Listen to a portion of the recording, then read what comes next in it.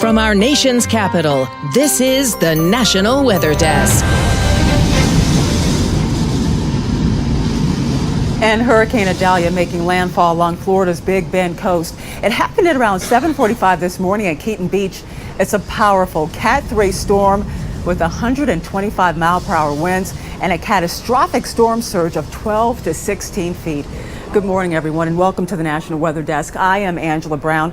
The power of this storm means there's a great potential for death and also, sadly, devastation. Several threats facing residents, from storm surge, the wind, the rain, along with the threat of tornadoes for 12 million people in Florida. Now, take a closer look at this video. This is Steinhatchee, Florida, right along the Gulf of Mexico. From about 7:45 this morning, as you can see, the surge is already overrunning homes. You can see debris floating there in the water. Now look at the differences. Less than 1 hour later, homes are submerged. Feet of surge moved in less than 60 minutes. So where is Idalia right now? For that, we turn to meteorologist Brian Vandergraff with the answer. Hey, Brian. Hey, good morning to you, Angela. Yeah, we continue to watch some of these outer bands of the heavy part of the storm crossing the I-10 corridor. This storm is moving at a very fast clip, north-northeast at about 18 miles per hour. You mentioned it made landfall this morning at 7:45. Looking back at records and talking to folks at Colorado State, this is the most intense hurricane to hit the Big Bend area of Florida since the late 1800s. So it goes way back. Yes, we talk about storm surge, that 10 to 15 foot surge right there in the Big Bend area, but even places like Tampa this morning down to St. Pete's feeling some of the impacts with that surge. And on the other side of the coast as well, as the storm crosses through, they too will be feeling some of the impacts. Winds at 110 miles per hour, but gusts still 160. As I mentioned, moving quickly inland here across Georgia and through the Carolinas, with winds still at 70 miles per hour out from Myrtle Beach, and then working its way off the outer banks of the Carolinas, moving out to sea, but this will lead to dangerous rip currents up and down the eastern seaboard. Look at the track here and all this heavy rain through southeastern Georgia and portions of the Carolinas. Tornado watches up. Flash flood watches up as well. Inundation with 3, 4, somewhere upwards of 5+ inches of rain across this region before it all pulls out of here. This cold front clearing out the northeast will mean all that action stays out to sea as we head into the holiday weekend. Angela? All right, thanks, Brian. And massive waves started crashing into Florida's coast overnight. This is Treasure Island, which is on a barrier island near St. Petersburg. Even though Idalia's eye is north of this region, there is still plenty of rain, wind, and also storm surge. And early this morning, roads in St. Pete Beach were already flooded. Look at this. This is from the storm surge. Many roads across the Tampa area were impassable this morning. The sheriff's office reportedly left the St. Pete Beach area because the water was simply too high, making it unsafe for their officers. And heavy rain is also falling across northern and central Florida. This is video right here from Levy County. Overall, rainfall totals will not be particularly high given this is a major hurricane. That's because the storm is moving fairly rapidly over Florida. But again, it's the surge that's the biggest concern today. Now, we're going to turn to reporter Danny Travers in Gainesville, Florida. That's about 50 miles from where Idalia made landfall this morning. Of course, conditions here in Gainesville have been pretty on and off all morning. I'm under an awning right now, so let me take you out to see the elements that we're seeing here in Gainesville right now. Like I said, they've been on and off all morning. It actually just started raining, but very light rain, nothing too serious this morning. Wind gusts also on and off, nothing too bad right now, but they have picked up throughout the morning. But I do want to point out that I am in a hotel parking lot right now, and now that it's light outside, you can see the parking lot behind me. It was just filled, packed with cars this morning of people evacuating coastal areas. And I actually just spoke with someone off camera who didn't want to go on camera, but tells me he's a part of a power company and his entire crew is staying here at this hotel. And they are starting to come out this morning, getting ready to be deployed to wherever help might be needed, because Hurricane Idalia is just now making landfall as a Category 3 more up north. So they tell me they are getting ready to go. Here inland in Gainesville, again, weather conditions not too bad, but Alachua County that we are in right now is in a tornado watch and a hurricane warning, so we are ready for any conditions to deteriorate. And Florida isn't the only state on high alert. Georgia and South Carolina will also feel the impacts later today and into tomorrow. Kennedy Buck is in Charleston, where many people are concerned about the newly renovated Folly Beach Pier.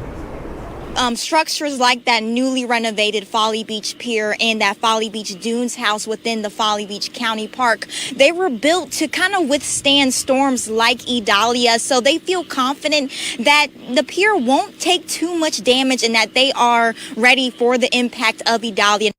The forecast has really intensified for the southeast portions of the state. We're now along the coast under a hurricane warning and a storm surge warning. What this means is the winds will be up above 74 miles per hour, potentially gusting up to 100 here along the coast. But we also have a storm surge warning. In fact, means there could be life-threatening inundation of water coming out over the coastal areas, over the river, and anywhere near some bodies of water. Today is also a rare blue supermoon, which really could be the biggest full moon of 2023, which could raise some of the high tides up even higher here along the coastal locations.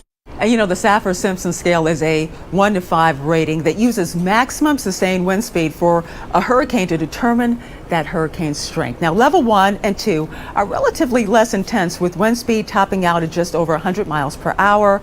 But things get really dangerous at level 3. Meteorologist John Gum takes us through the rest of the scale.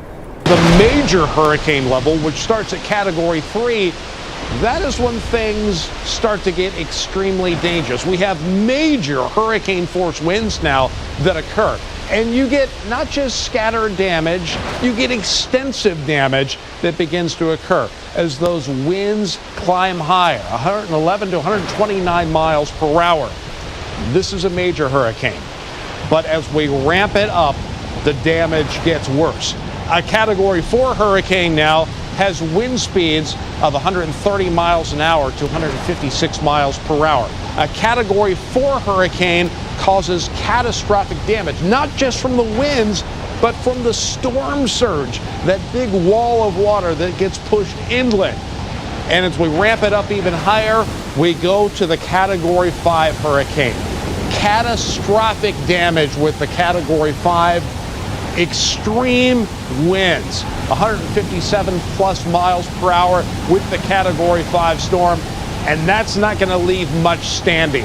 Structures, they fail, and the storm surge that comes with it too can totally destroy buildings near the coast. Category 5 storms we certainly don't want to see. You know, it's important to keep in mind that when it comes to a hurricane, we cannot rely on one measurement to kind of determine the storm's risk. And the Saffir-Simpson scale is important. We know that. But there are other factors to consider when you look at the big picture. Meteorologist Emily Gracie spoke to the National Hurricane Center about the best way to determine a storm's potential dangers. When it comes to hurricane forecasting, everyone wants to know the same thing. Where is it going and what category will it be when it gets there? But there's a big problem with only focusing on those elements. So for hurricanes, there's so many hazards. It's wind, storm surge, tornadoes, inland flooding, even rip currents. Robbie Berg is a forecaster at the National Hurricane Center. He's done extensive research into the problem with classifying storms based on peak wind speed. Those strongest winds occur in a very small area, not even just within the eye wall, but it's a small area within the eye wall itself. If you do some calculations, you could actually see that those strongest winds actually occur only less than 1% of the entire size of the hurricanes. And while we tend to focus on wind, water is the biggest threat. So for example, for storm surge, there are many factors that determine how much storm surge a hurricane may produce. It's not just the strength of the storm, but it's the size, how big it is.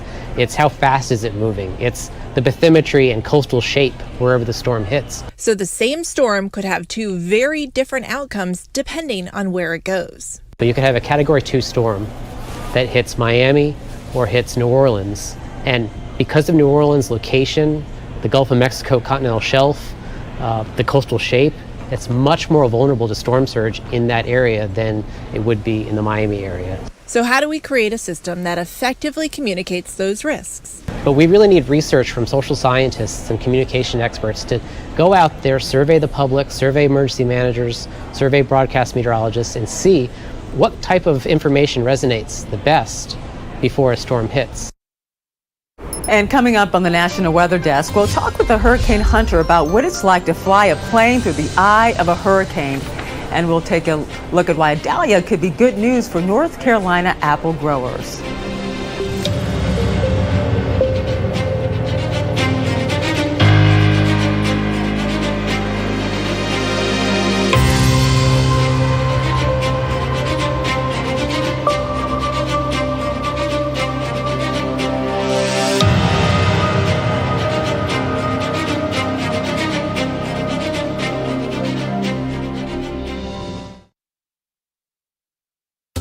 I'm meteorologist Charlie Lopresti with Look at the Northeast. Today is our transition day in the Northeast with a round of wet weather moving through, and we'll have elevated humidity. Most of the rainfall will be morning and early afternoon. We're already starting to see some sun make an appearance midday through New York, parts of western Mass and Connecticut here.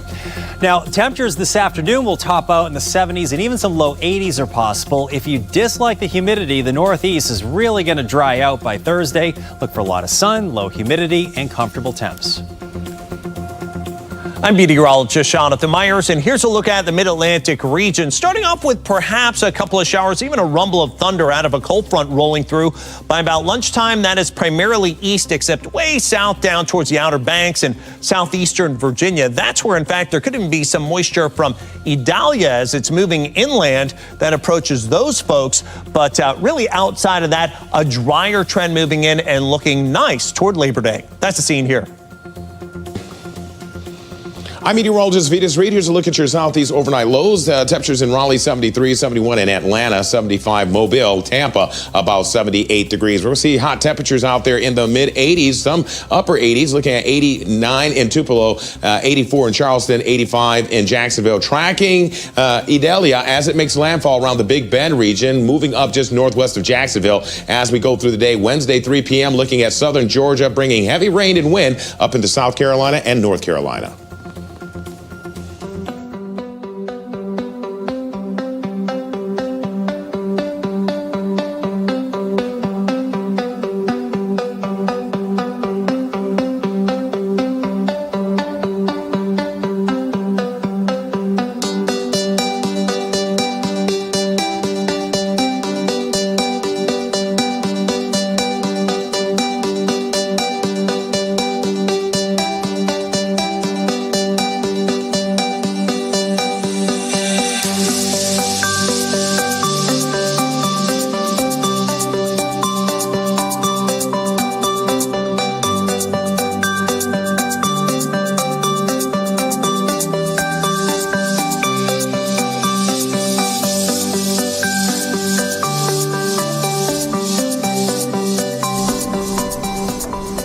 Quick update here. Idalia downgraded to a Cat 2 hurricane, sustained winds of 110 miles per hour right now. Now here's a look at Perry, Florida, in the northern part of the state. You can see just how strong some of these winds actually are. You can imagine if any debris were actually picked up by the winds, it could be really dangerous out there. And hurricane hunters, as we all know, play a vital role when it comes to hurricane forecasting overall. They use planes with advanced equipment and fly directly into the eye of the storm to measure things like wind speed and storm intensity. We spoke to a hurricane hunter pilot about what it's like to fly directly into a hurricane. Means we're flying right through thunderstorms, we're intersecting it, so the ride can be a lot more turbulent, a lot more crazy. We can get struck by lightning, we can experience extreme turbulence as we're going through Category 5 eye walls of hurricanes. We start turning and you don't want to get caught on an updraft on one of your sides of your airplane because then you're just going to get flipped. Got a good sound. If it starts getting really turbulent, we basically know where we're going. We're going to the eye and we get into the eye. Then we start maneuvering to find that center fix of the storm. There are some that are definitely gnarly situations. Shall I say, there's been a couple times where I've been on flights where we've kind of got caught in an eye wall where we couldn't get out of it. You don't want too much ground speed. You don't want too much speed. You don't want to be too slow because then you can stall. Hurricane Irma, I flew on that storm as it basically peaked and flew over, I think it was St. Martin, and saw, actually, we could tell from the air at 10,000 feet, like the entire runway was the beach. Like the water and the beach was totally over that runway. And wow, like Cat 5 just wiped this island out. So just being a part of some of those missions, knowing that it's making a significant impact for the people on the ground and the Hurricane Center to issue their warnings, definitely very impacting to us in the airplane. When a hurricane is on the way, the evacuation orders go out and people are looking for a place to go. The National Hurricane Center Deputy Director Jamie Rote told us about most people don't need to go as far as they may think. We're trying to get people to evacuate more locally. So, how local? Like, what's a really short? Like blocks or miles. Yeah. Because if you're in a well-engineered home and outside of the storm surge zone, you're probably better off staying. You get on the road in all that traffic, you're taking on a vehicular risk. If you live in an evacuation zone, but you have a friend or a family member that's just outside of the evacuation zone, then you make a plan with them that if you're ordered to leave, you go to their house. And what's the benefit of this? Well, you've got more time. It's quite easy to drive 10 or 15 minutes or 30 minutes to your family's house or your friend's house than it is to evacuate to Georgia. And in North Carolina, Idalia is going to cause a shift in the weather. It's going to go from hot and dry to basically wet and cool. All this coming at the same time, this change, as the apple season is coming into full play. And that has some growers talking. Karen Wynn spoke with local apple farmers to find out how these changes could impact crops. The apples that we're looking at here are Pink Lady. That is our latest apple that we have. It's basically an October apple. Mike Stepp of Stepp's Hillcrest Orchard surveys some of the apples he has left after a tough season. We've probably got about 40% maybe of a crop, we think, somewhere between 35 and 40. Countywide, we're probably looking at maybe about 35% of a crop. Henderson County Extension Agent Harry Kelly says after last year's bumper crop, an unusually warm February followed by a late spring freeze this year hit Henderson County's apple crop hard, especially the Fuji variety. So farmers hoping to preserve the crops they still have say a little rain will help, but several days of heavy rain, not so much. That's an issue that can set up some disease problems, and we just don't want those conditions to prevail. Mike Stepp describes the perfect weather for his pink ladies to keep thriving. What would be nice now is to get a shower about once a week, half-inch shower or something like that. These apples look uniform, they're doing well, they've got a lot of time to grow yet. It's hurricane season, as we know, but it's also that time of the year when fall flowers are ready for your garden. Eric Peterson is in Wisconsin with more chrysanthemum season. Gardening friends Ruth Plummer and Kelly Hagan say buying these fall flowers is a time-honored tradition. Ruth and I come every year. It's kind of an annual pilgrimage to come up here and buy our mums. Well, it's the best place for a variety of mums. It's 5 for $25, and there's 6 different colors, so I'm torn as to which ones to choose. The chrysanthemums went on sale at Honeymoon Acres Greenhouse almost 2 weeks ago. Owner Joe McShaw says a warm, dry summer pushed the bloom ahead about a week. But he says different varieties are designed to be ready throughout the season. People have to keep that in mind that it's a period of time. So when you do buy a mum that's not quite open, they have a certain amount of time before they will open. So when they do open, that's their time. He says the bloom typically lasts about 6 weeks, and the mums are very hardy. Even though it gets down to 20, 25 degrees, they'll still be pretty much blooming. 20 will hurt the flower a little bit, won't really kill the plant. Whether it's orange or bright yellow or even a deep red, shoppers we talk to say all those colors add a special touch to fall. Can't get any better than that. How do they look so far? Well, they're beautiful. And they're gorgeous until Thanksgiving. And sometimes just if there's a few left at Thanksgiving, we cut them off and bring them in vases, and then we'll have something for the Thanksgiving table. And now for some good news out of Florida. Records are being broken after years of pushing for the protection of sea turtles during nesting season. St. Lucia County has documented more loggerhead and green turtle nests this year than ever before. Dylan Huberman has more on continuing efforts to protect the sea turtles. Sea turtle nesting records being shattered. It's fantastic news. It's great to see so many turtles coming back. And I just hope that this is the start of a pattern that we see year after year, where next year's records are falling the following year and the following year after that. In St. Lucie County, nearly 11,000 loggerhead and green turtle nests have been accounted for this year. The county's annual green turtle nesting record surpassed by a few hundred, and the loggerhead record shattered by more than 1,500 nests. Environmental scientists credit years of conservation efforts for these milestones. About 30 years ago, we enacted a lot of protections for these animals, so things like the Endangered Species Act. We had some regulations in the fishing industry, and all of that work that was done decades ago is now starting to pay off. Rebecca Mott of In-Water Research Group says every citizen played a part in these milestones in a number of ways. Getting rid of single-use plastic, which reduces marine debris, and it includes reducing our light pollution during nesting season, and knocking down sandcastles, filling in holes, and just making sure that our beaches are as habitable as possible to increase nesting. All of those things can have an impact on nesting turtles as well as the hatchlings that will be back 25 or 35 years from now to continue the process. And time now for a short break, but first we take in views of Green Bay's Renard Island.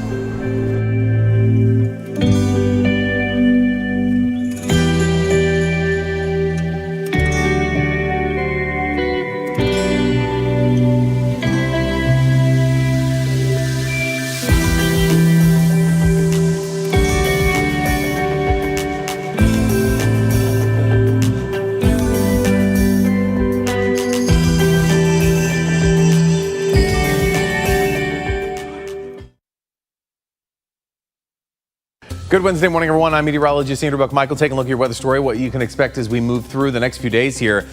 Most of us staying dry across the Midwest, and temperatures are going to be heating up. Today, not too bad. We're sitting at 92 in Wichita, the rest of us in the 70s and 80s.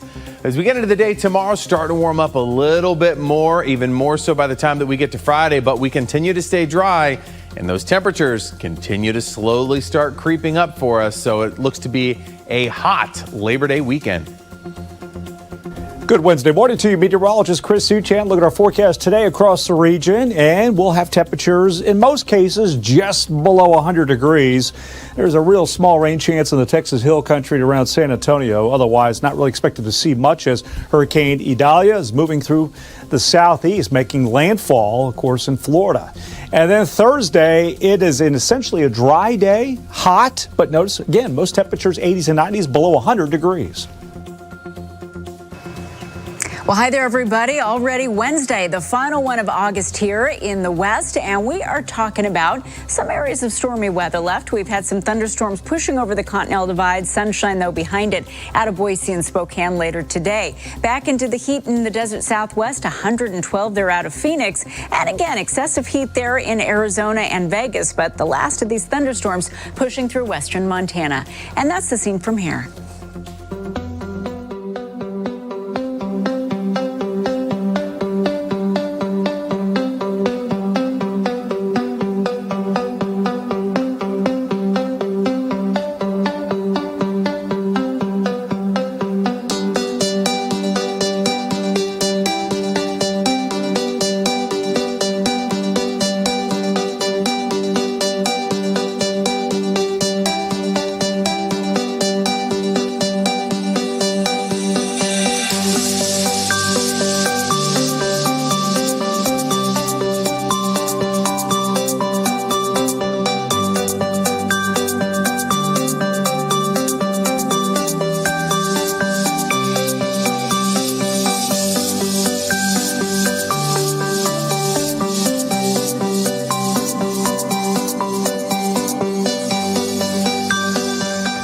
Watching the National Weather Desk.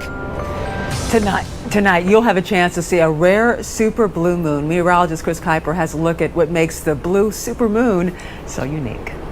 Hi, I'm meteorologist Chris Kuiper, and coming up this Wednesday evening, we've got a bit of a special treat in the evening sky, a blue moon, supermoon coming our way. Boy, it sounds awfully fancy. What exactly is it? Well, the blue moon part, that's when we have 2 full moons within 1 calendar month. It won't actually look blue unless maybe you've had an adult beverage or 2 beforehand. It should look totally normal. Now, the supermoon part is when you have a full moon coinciding with the moon's closer, or one of the moon's closer approaches to the Earth per year. The moon's orbit around the Earth is not a perfect circle. It's a bit more of an ellipse. And so sometimes it's a little closer, sometimes a little further from the Earth. And when you have it coming closer to the Earth and a full moon, and it's one of its top 10% closest approaches to the Earth, that's your supermoon. Sounds like it'd be kind of rare, but it actually happens about once every 14 months or so, and the next time it will happen, the supermoon at least, will be in October of 2024. Still, it should be a beautiful evening to go check out the blue moon supermoon coming up this Wednesday night.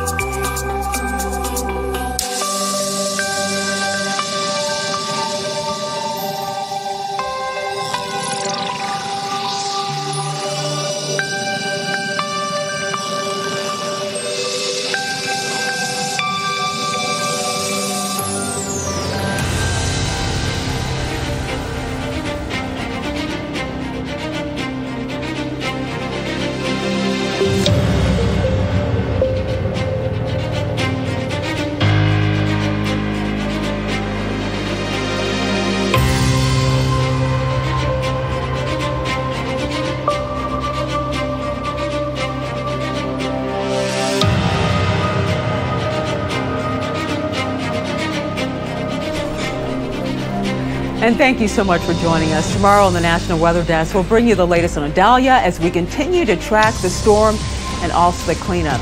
And for the most up-to-date information, be sure to check us out on social media. I'm Angela Brown. Make it a great Wednesday, and we'll see you right back here tomorrow.